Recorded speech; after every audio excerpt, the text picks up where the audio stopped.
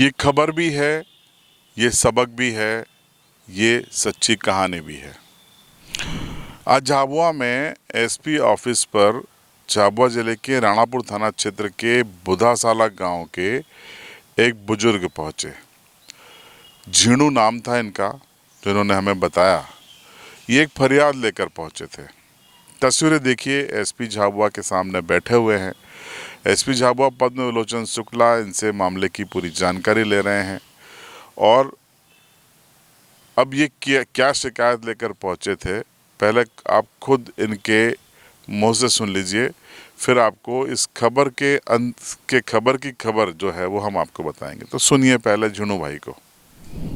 मैंने ऐसा साहब मैंने पैसे लिए थे सामने वाले से, गांव वाले से। मेरे सुरख की शादी करी थी तो 1.5 लाख लिए, मैंने पैसे लिए पांगू, ये रतन पांगू से, रतन से लिए थे। पांगू इसके पिताजी है।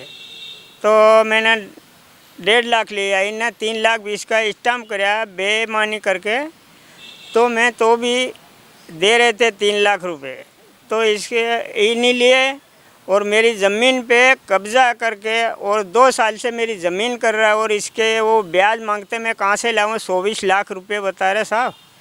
तो मैं इसके लिए मैं साहब के सामने आया था।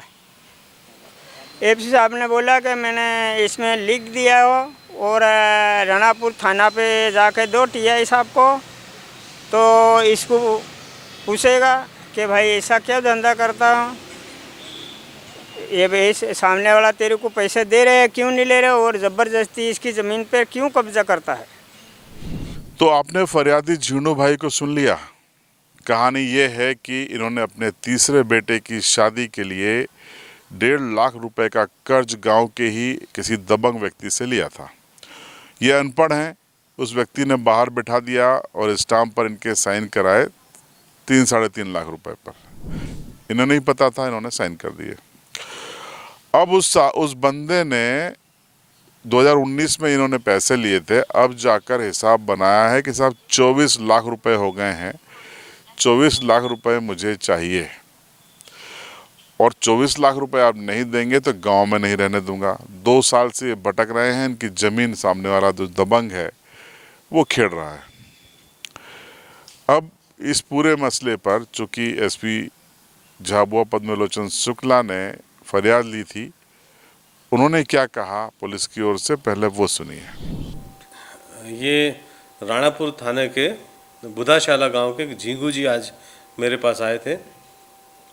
उन्होंने बताया कि उनके तीसरे बेटे की शादी के लिए उन्होंने गांव के ही किसी व्यक्ति से 1.5 लाख रुपए कर्ज पे लिए थे, जिसमें अपनी ज़मीन भी गिरवी रखी है।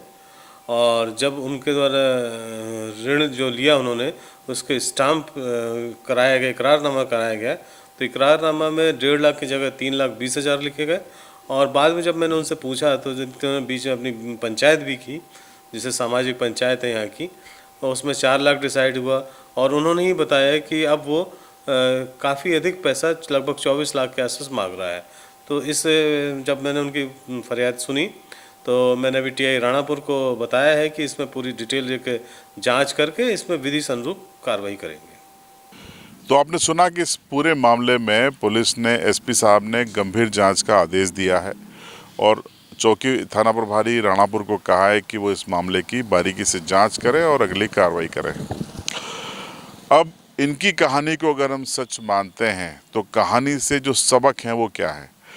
अगर आदिवासी समाज में दहेज दापा का चलन नहीं होता तो उन्हें 1.5 लाख रुपए साहूकार के पास जाके कर्जा नहीं लेना पड़ता। 1.5 लाख रुपए कर्जा लिया और 24 लाख का हिसाब बनकर सामने आ गया। बीच में भील पंचायत बैठी, मामले को 4 लाख में शॉर्ट आउट किया गया, लेकिन दबंग शख्स भील पंचायत के निर्णय को मानने को तैयार नहीं है। वो 24 लाख पर अड़ा हुआ है। नतीजा, इनको खानाबदोश की तरह 2 साल से भटकना पड़ा और इनकी खेती भी वो कर रहा है। पहला सबक समझ में आ गया कि दहेज दापा ने ये हालात पैदा किए। दहेज दापा के चलते ही गांव में नए साहूकार पैदा हो गए। पहले साहूकार को लेकर एक ही धारणा चलती थी कि बाजार के व्यापारी लोग, लेकिन अब तो आदिवासी समाज में ही साहूकार पैदा हो गए। साहूकार छोड़िए, कई लोग सूदखोरी कर रहे हैं। साहूकार अपराध नहीं है, साहूकारी अपराध नहीं है, लेकिन सूदखोरी तो अपराध है।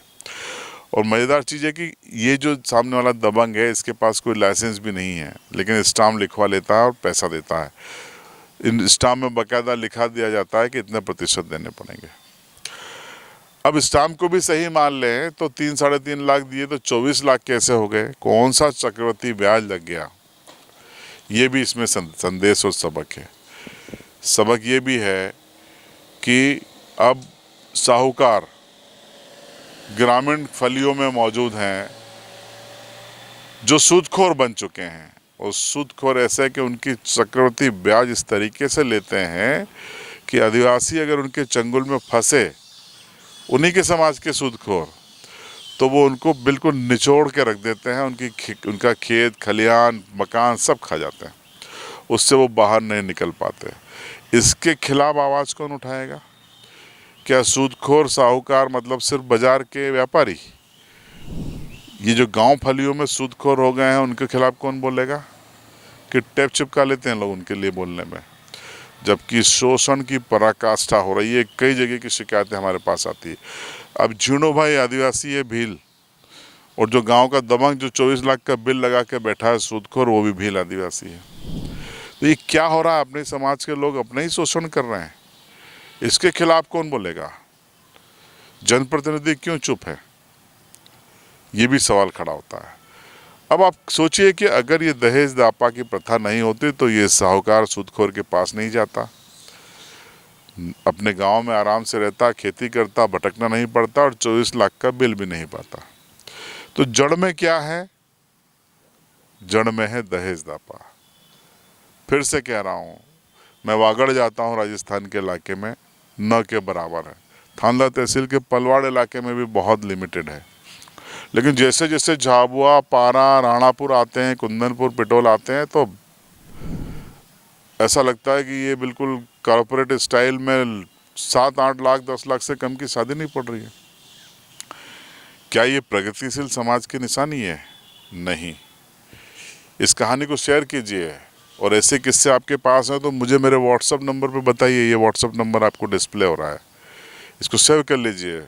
अगर आपके साथ भी शोषण कोई कर रहा है, CBI आपके साथ खड़ा है, आप हमको बताइए। आपकी खबर भी और आपकी पीड़ा भी हम दिखाएंगे। फिलहाल शेयर कीजिए और चैनल को सब्सक्राइब कीजिए।